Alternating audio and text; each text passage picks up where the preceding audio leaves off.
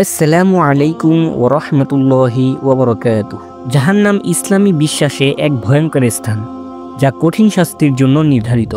এটি কেবল শারীরিক শাস্তি নয়, বরং মানসিক এবং আধ্যাত্মিক শাস্তিতেও পূর্ণ।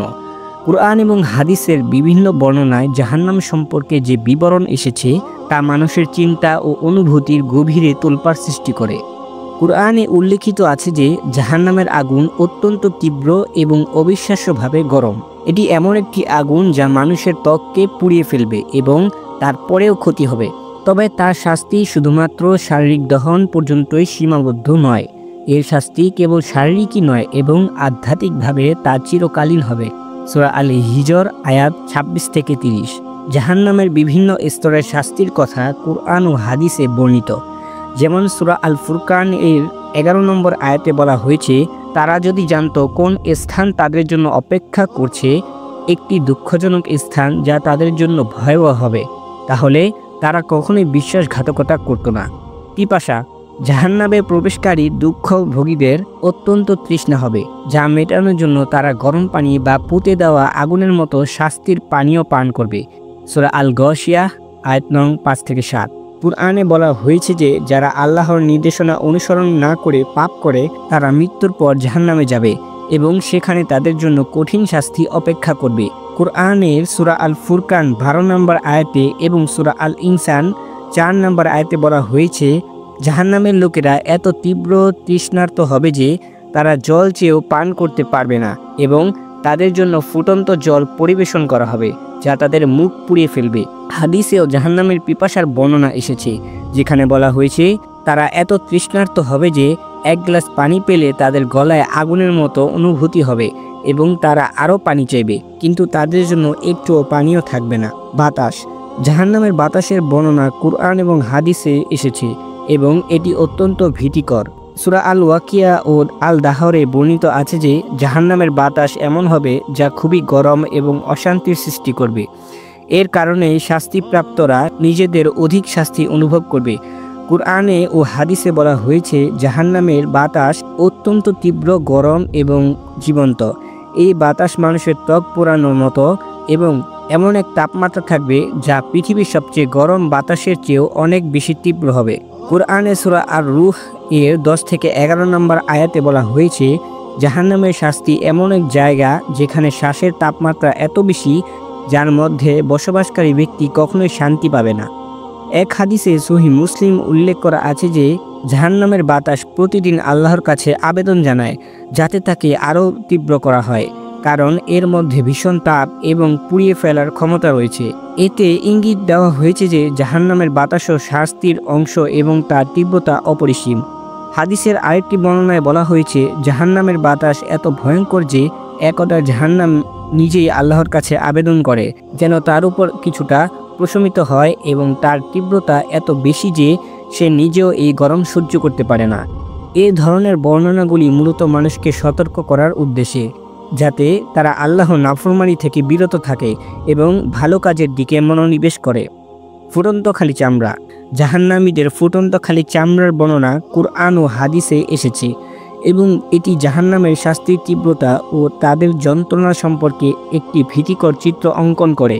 এই বর্ণনা মূলত সেসব লোকদের জন্য যারা আল্লাহর নির্দেশনা অবজ্ঞা করেছে এবং তার পথে চলেনি। কুরআন ও হাদিসে একাধিক জায়গায় জাহান্নামীদের শাস্তি, বিশেষত তাদের চামড়া পোড়ানোর কথা বলা হয়েছে। এই শাস্তি অত্যন্ত বেদনাদায়ক ও ভয়ঙ্কর। আল্লাহ তাআলা বলেন, যারা আয়াতসমূহকে অস্বীকার করেছে তাদেরকে আমি এক ধরনের আগুনে পোড়াবো। যখন তাদের ত্বক ঝলসে যাবে তখন আমি তাদের ত্বক পরিবর্তন করে দেব যেন তারা শাস্তির স্বাদ পায়। সূরা আন-নিসা আয়াত নং 56। এই আয়াতে বলা হয়েছে যে যারা আল্লাহর আয়াত অস্বীকার করবে তাদের ত্বক পোড়ানো হবে এবং পোড়ার পর ত্বক আবার বদলে দেওয়া হবে যাতে তারা শাস্তির স্বাদ আরও তীব্রভাবে অনুভব করতে পারে। আল্লাহ তাআলা আরও বলেন, সেদিন শত্রুরা তাদের মুখমণ্ডলে আগুনের শাস্তি দেখতে পাবে।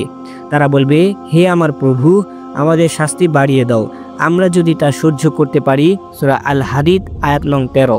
এখানে বলা হয়েছে যে জাহান্নামের শাস্তির যন্ত্রণা পুড়তে পুড়তে তারা চিৎকার করবে, কিন্তু তাদের কষ্ট আরও বাড়ানো হবে।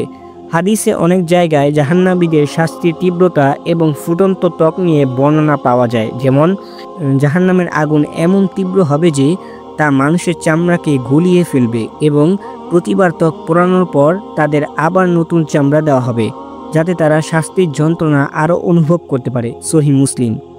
এগুলো দেখায় যে জাহান্নামের শাস্তি শুধু শারীরিক ক্ষতির মধ্যে সীমাবদ্ধ নয়, বরং এর সাথে মানসিক ও আত্মিক যন্ত্রণাও যুক্ত থাকবে। ফুটন্ত খালি চামড়া অথবা পোড়ানো চামড়া প্রতীকীভাবে জাহান্নামের অত্যন্ত নির্মম ও ভয়ঙ্কর শাস্তি বর্ণনা করে, যেখানে শাস্তির তীব্রতা কখনোই কমবে না। জাহান্নামের প্রহরী। ইসলামী বিশ্বাস অনুযায়ী জাহান্নামের প্রহরী হলেন বিশেষ কিছু ফেরেশতা যারা জাহান্নামের প্রবেশদ্বার ও অভ্যন্তরে অবস্থান করে। তাদের কাজ হলো জাহান্নামে প্রবেশ করতে আসা অভিশপ্তদের গ্রেপ্তার করা এবং তাদের শাস্তি দেয়া। তাদের সংখ্যা এবং নাম সম্পর্কে বিভিন্ন হাদিসে আলোচনা করা হয়েছে।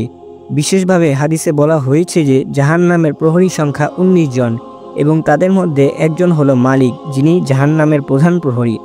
এই ফেরেশতারা অতি শক্তিশালী, কঠোর এবং কর্তব্যনিষ্ঠ। তাদের কাছ থেকে কোনো দয়া বা ছাড় পাওয়া সম্ভব নয়।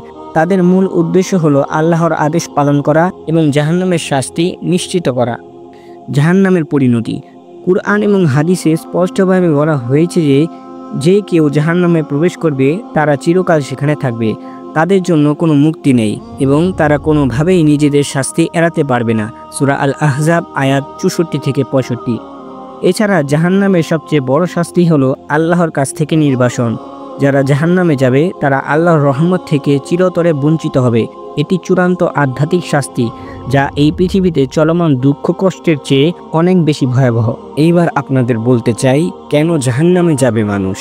জাহান্নামে যাওয়ার প্রধান কারণ হলো মানুষ যদি আল্লাহর নির্দেশনা অগ্রাহ্য করে, যদি তারা কুফরি বা শিরক করে বা আল্লাহর রাস্তায় চলতে না চায়, তবে কুরআন বলছে যে যারা তওবা করবে এবং আল্লাহর প্রতি আসল অনুশোচনা দেখাবে তাদের জন্য রয়েছে পারিতোষিক। জাহান্নাম একটি ভয়ঙ্কর অগ্নিপূর্ণ স্থান, যেখানে শাস্তির মাত্রা চিরকালীন ও অসহনীয়। ইসলামী বিশ্বাসীদের জন্য এই ভয়াবহ পরিণতির কাহিনী আল্লাহর প্রতি আনুগত্য এবং সঠিক পথ অনুসরণের প্রতি অনুপ্রেরণা দেয়। কেবলমাত্র যারা সত্যিকারভাবে ঈমান এনেছে এবং সৎকর্মে অবিচল রয়েছে তারা এই শাস্তি থেকে মুক্তি পাবে।